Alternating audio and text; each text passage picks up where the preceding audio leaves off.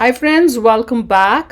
Pak 9 aircraft loss, Kaveri engine trial, India new AAROK UAV, US no bunker buster. चलो देखें, बड़ी सारी news है। वीडियो शुरू करते हैं। वीडियो शुरू करने से पहले अगर आप चैनल पर नए हो और आपने अभी तक सब्सक्राइब नहीं किया तो जल्दी से पहले सब्सक्राइब के बटन और बेल आइकन को क्लिक कर लो ताकि आपको हमारे सारे न्यू वीडियोस के नोटिफिकेशन मिल जाएं जैसे हम अपलोड करें। अगर आपको वीडियो पसंद आता है प्लीज लाइक एंड शेयर। जल्दी शुरू करते हैं। जय हिंद डिफेंस लवर्स। आज की टॉप हेडलाइंस कुछ इस प्रकार है। आईएसआई और आर्मी ने रीबिल्ड करना शुरू कर दिया है आतंकी कैंपों को। इंडोनेशियन एयरफोर्स के सेमिनार में पाकिस्तान एयरफोर्स के लॉसेस। फ्रांस के एडवांस यूएवी को बनाएगी भारत फोर्ज। भारत की रिसर्च इन एनालिसिस विंग को मिले नए प्रमुख। और यूएस ने ईरान के इस्फहान साइट पर नहीं गिराए थे bunker buster bomb.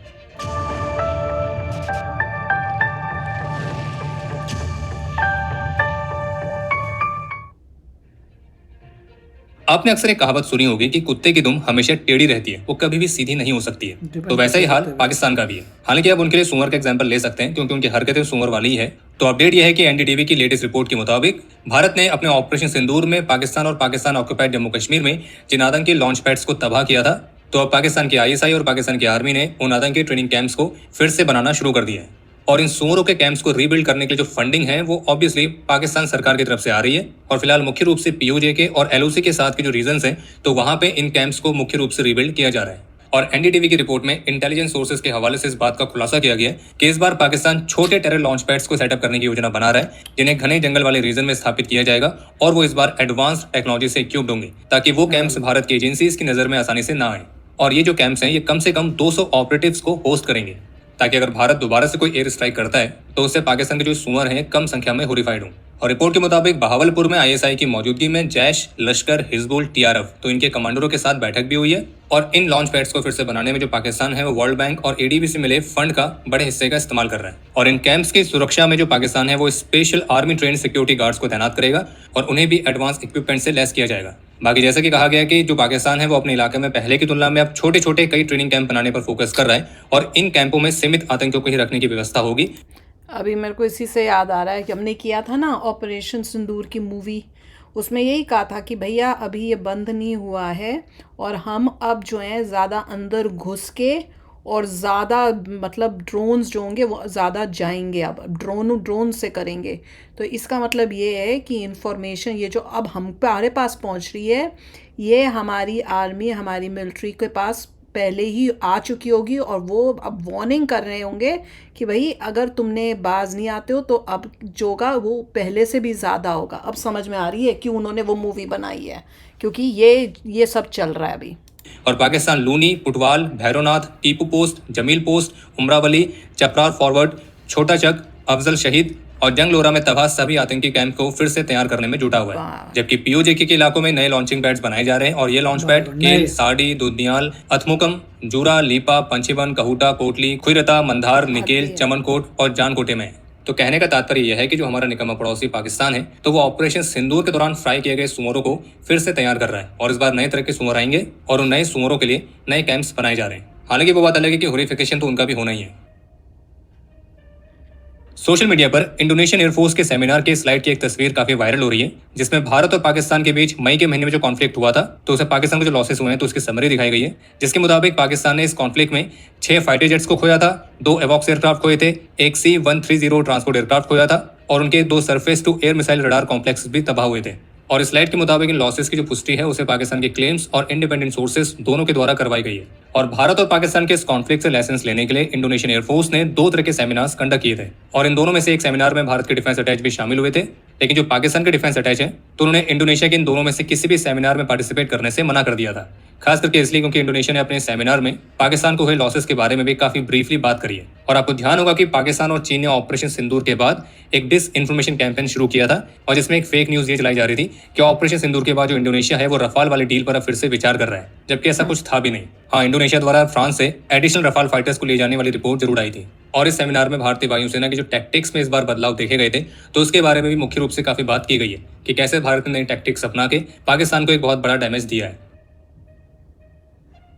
DRDO chief के मुताबिक कावेरी इंजन का जो ड्राइव वेरिएंट है तो वो वर्तमान समय में फाइनल हाई ऑल्टीट्यूड और फ्लाइंग टेस्ट बेड ट्रायल से गुजर रहा है और जीटीआरई बेहद ही जल्दी इस कावेरी ड्राई इंजन को अनमैन्ड प्लेटफॉर्म्स में इंटीग्रेट करने के लिए तैयार है। इसके अलावा एक अपडेट यह है कि भारत फोर्ज ने फ्रेंच फर्म टर्किश गायलार्ड के साथ एक MOU साइन किया है और जिसके तहत वे भारतीय रक्षा मंत्रालय को AARO के UAVs सप्लाई करेंगे और भारत फोर्ज इन UAVs की एक प्रोडक्शन लाइन स्थापित करेगी।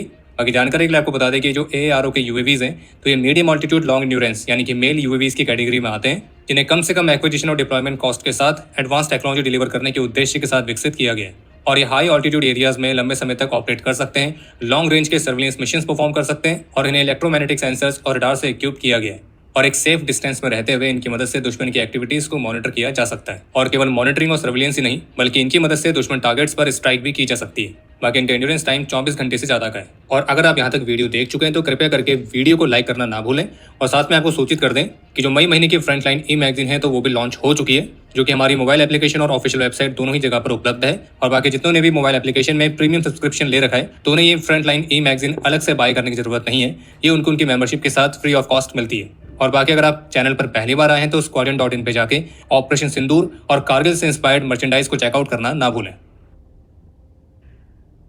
भारत की एक्सटर्नल इंटेलिजेंस एजेंसी यानी कि research and analysis wing RNAW तो इसके नए प्रमुख के तौर पर सीनियर IPS ऑफिसर पराग जैन को नियुक्त किया गया है और मीडिया रिपोर्ट्स के मुताबिक IPS ऑफिसर पराग जैन ने ऑपरेशन सिंदूर के दौरान भी रॉ के तहत सर्व करते हुए एक महत्वपूर्ण भूमिका निभाई थी और वे 1989 बैच के IPS ऑफिसर हैं और अभी अपने 2 दशकों से भी अधिक के एक्सपीरियंस के साथ रॉ के प्रमुख का कार्यभार संभालने के लिए तैयार है।